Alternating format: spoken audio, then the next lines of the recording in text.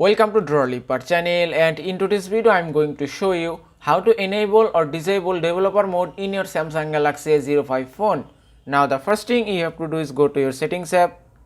From here scroll all the way down and then go to about phone.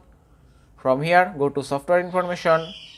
Here you can see build number option, and to enable developer mode first you have to tap 7 times on build number. Now just do it 1 2 3 4 5 6 7 and then enter your pin and it's done. Now if you go back, here at the bottom you can see in my phone developer mode has been enabled. Now if you want to disable developer mode, just close your settings app and then go to developer option again.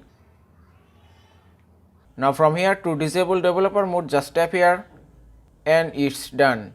And that is how you can enable or disable developer mode in your Samsung Galaxy A05 phone. I hope this video was helpful. If it was, please give it a thumbs up and don't forget to subscribe.